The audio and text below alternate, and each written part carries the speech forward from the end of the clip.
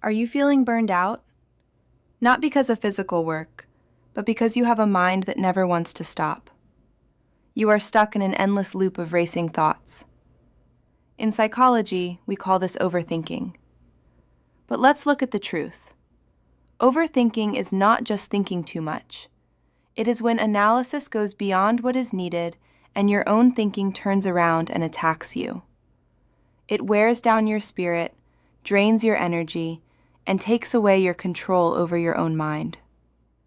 Forget advice like, just stop thinking. This video will break down exactly how overthinking is destroying your brain from the inside. And watch until the end, because I will show you the real way to take back control of your thoughts. It is a very familiar approach, but most people are using it the wrong way, and without realizing it, they push themselves even deeper into this messy loop. I'm Apex. Welcome back to the journey of decoding the mind. Let's start with the most common signs of someone being ruled by overthinking. Sign 1. Have you ever had a random comment, a quick glance, or one tiny action from a coworker, friend, or family member turn into a sentence that keeps you awake all night? You replay every detail again and again, trying to decode a hidden message that very likely may not even exist. Sign 2. Think back to the nights before an important event, a presentation, an interview, or an early flight. Instead of resting and recharging, your brain automatically switches on disaster simulation mode. You stay up all night preparing for dozens of worst-case scenarios. Then, the next morning, when things do not go smoothly because you are too exhausted, you spend the rest of the day punishing yourself, beating yourself up with the question, why didn't I just close my eyes last night? Sign 3. You are someone who craves knowledge. You read tons of self-development books, consume stacks of research materials, and carry a huge treasure chest of ideas in your head. But when you step into the real world, you become completely frozen. Procrastination takes the throne. Your life and work stay stuck in the same place, wandering around in a maze of perfect plans on paper that never get carried out. This is called analysis paralysis. Sign 4. You may lie in bed for a full 8 hours, but your sleep quality is in serious trouble. Your sleep is light, broken, and full of stressful dreams. As a result, even after sleeping a lot, you still wake up with a heavy body, a mind drained of dopamine, and a state of chronic sleep deprivation. Sign 5. The ability to overinterpret endlessly. From a text that only says okay, or a punctuation mark placed in the wrong spot, your brain can instantly weave a 10-chapter psychological novel titled, What Are They Hiding From Me? You analyze every micro-behavior from other people and attach negative meanings to them about your own self-worth. Sign 6. You also try journaling, but after writing, you never read it again, and then you quit altogether. You also try meditating, but the more you sit, the faster your brain runs, and you cannot hold it back. And then in the end, you start building the habit of using alcohol to fall asleep more easily, or you begin needing sleeping pills. Does that sound familiar? If your mind just answered yes, leave a comment to confirm it. Admission is the first step in bringing hidden emotional pressure out of the subconscious and into the light of conscious awareness. Honestly, no one is immune to overthinking. Even I, someone who can keep a cool head under business pressure and complex media projects, recently fell into this trap when facing conflict in core relationships. My automatic defense mechanism kicked in, trapping me inside endless questions and leading to a straight-line result: ongoing insomnia and the draining of mental energy. I'm sharing this so you understand. Overthinking is not a personality flaw. In evolutionary psychology, the ability to analyze threats is exactly what helped humans survive. A little anxiety is necessary. In fact, only mindfulness masters who have trained for decades can fully control the flow of their own awareness. However, why has this syndrome become a global psychological epidemic in today's world? Why are young people becoming mentally exhausted so early? Let's take a step back into history. About 100 years ago, the Industrial Revolution completely changed our biological rhythm. Instead of living by the cycle of nature, humans were thrown into systems of competition, pressure to be productive, and constant hustle. Our nervous system was never designed for that kind of long-term stress, but we were forced to adapt. But that was only the warm-up. The real shock to the brain happened when we entered the information age. If you are part of the generation that grew up with the internet, understand this. Your brain has been bombarded with information since it was still developing. And the most dangerous thing we are facing is short-form content. Videos under 1 minute on social media platforms. These algorithms are designed to force your brain to get addicted. They use intense music and flashing images to hit the dopamine center, the brain's source of excitement and pleasure. Imagine it like this. Every time you scroll on your phone, your brain has to process a new stream of information. You scroll through hundreds of videos, and your brain has to activate hundreds of thousands of different neural connections in a short amount of time. On the outside, it looks like you are sitting still with only your thumb moving. But on the inside, your brain is overloaded, constantly having to swerve to chase that heavy stream of data. In the long run, this creates a hypersensitivity syndrome. When you put down your phone and step into the real world, a world that is naturally much quieter, your brain refuses to stop. It is still hungry for data. So what is the result? All it takes is one small thing in real life, like your boss frowning once, or a text message that does not get answered, and your brain will automatically blow that problem up. It makes its own assumptions, creates its own anxiety, and builds a never-ending storm of thoughts. That is the core answer to why we are losing more and more control over our own minds. Our brain, an organ that uses up to 20% of the body's total calories, even though it only makes up 2% of our body weight, is being forced to run at maximum speed without us even realizing it. So it is no surprise that people with overthinking often feel sluggish, drained of life, stuck in brain fog, and tend to have intense cravings for foods high in refined sugar, like soda and snacks around 3 or 4 in the afternoon.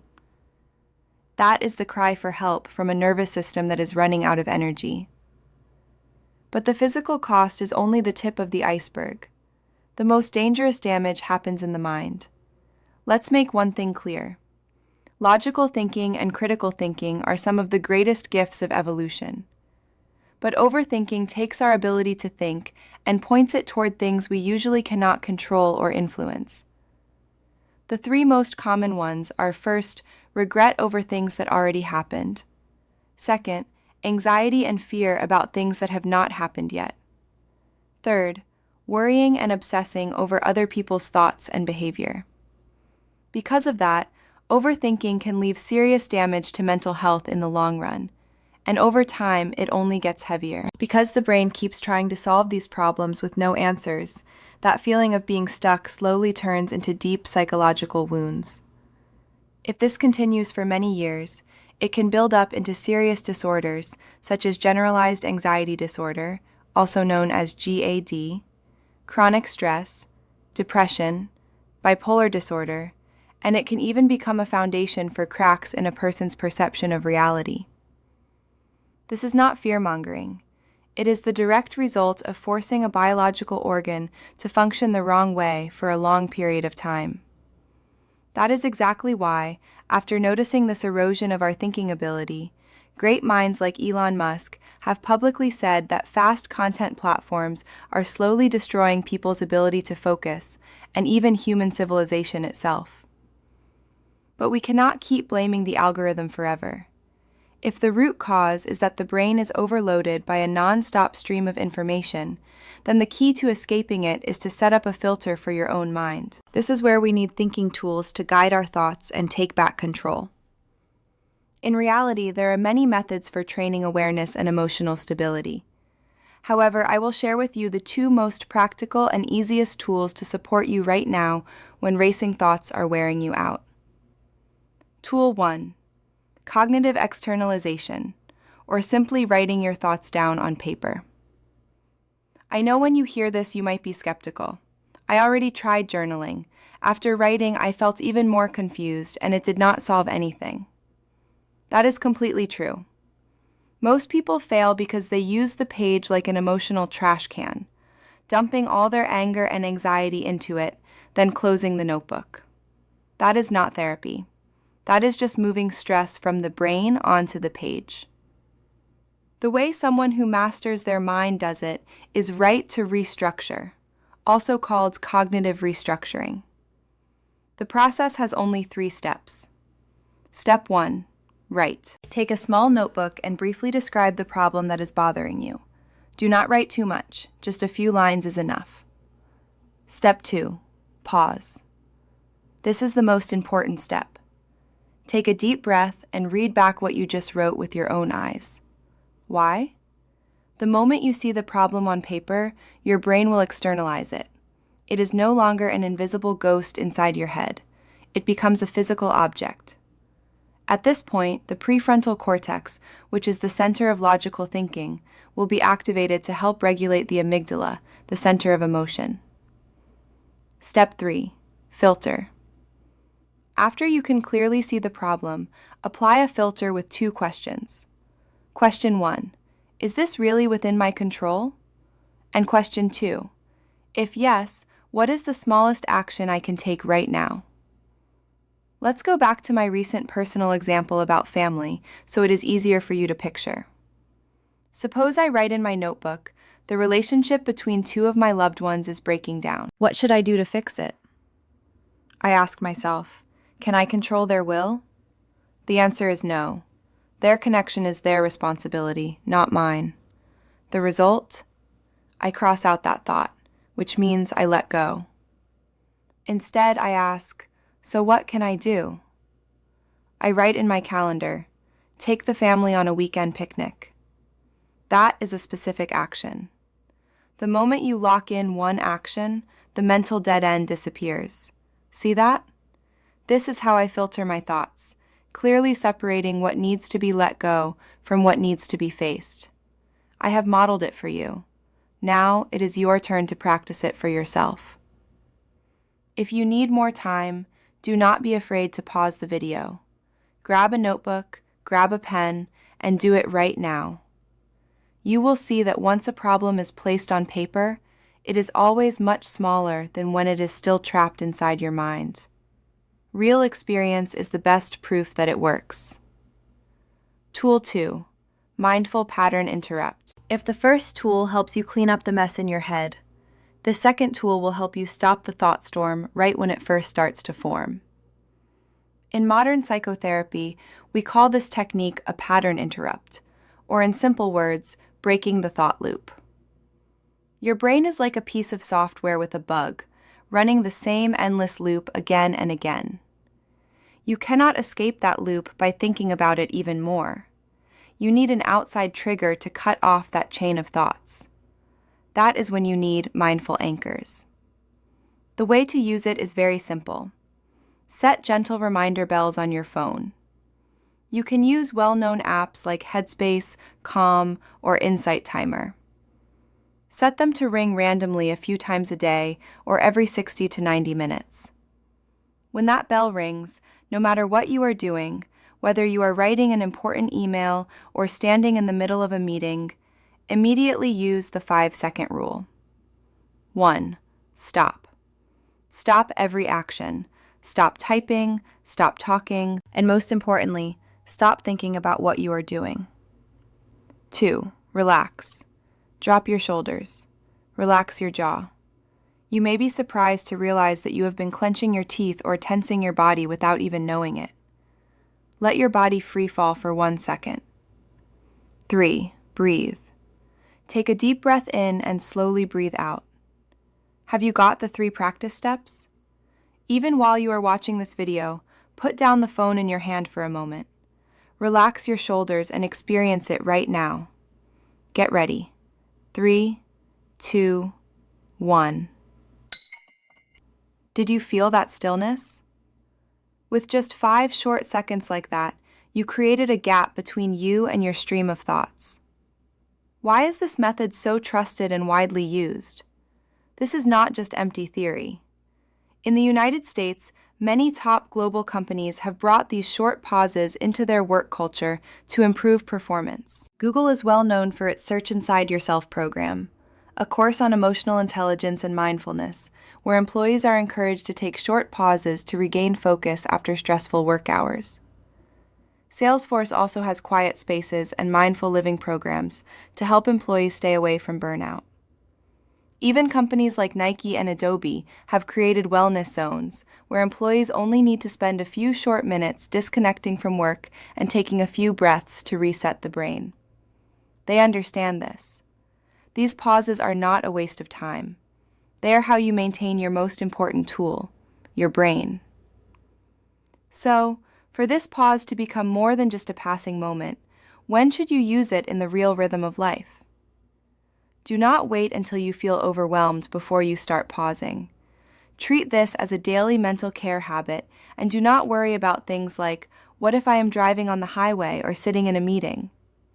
The answer is, be flexible. If you are driving, you do not need to close your eyes or stop the car in the middle of the road. Your pause can simply be relaxing the hands that are gripping the steering wheel too tightly, paying attention to your breath while your eyes stay focused on the lane ahead. Mindfulness does not mean escaping reality. It means being fully present with that reality. Finally, do not be too hard on yourself if you miss the bell or cannot stop right away. Think of this as a process of training a life skill. Every time you notice that you are being pulled along by your thoughts and you choose to pause, that is a win. You are no longer a slave to your brain. You are slowly becoming the one who controls it. In short, overthinking is not a disease. It is the result of your brain running on a faulty mechanism caused by the modern living environment. But remember, we do not need complicated or expensive solutions. What you need is discipline with these two small tools. One is externalization, to take thoughts out of your head and look at them under the light of logical thinking. Two is the intentional pause to reset the rhythm of your own nervous system. I know that at this point some of you may still feel stuck. Your stream of thoughts may come with extreme emotions such as panic, depression, or images that bring back past trauma. If that is your case, be honest. Self-help is not enough. Sometimes overthinking is not just a habit, it is the mind's defense response to deep wounds. Your subconscious is using thoughts like a wall to stop you from facing pain. In that case, support from psychologists or professional counselors is not weakness. It is the bravest choice you can make to save yourself. If you feel that you belong to this group, seek deeper professional support. As for most of you, the ones walking this journey with Apex, I believe that if you seriously apply the two tools above, combined with daily patience, you can absolutely take back control of your mind. Psychology should not be something that gives you more anxiety. It is a key you can apply to life. Before ending this video, I want to invite you to take one pause right now. Let go of your mouse, relax your shoulders, and take a deep breath with me. Thank you for choosing to spend this valuable time understanding yourself. If you have any experiences or any critical viewpoints after practicing, do not hesitate to share them in the comments below. I always read and truly appreciate every response from you. I'm Apex. Goodbye, and I'll see you again in the next videos.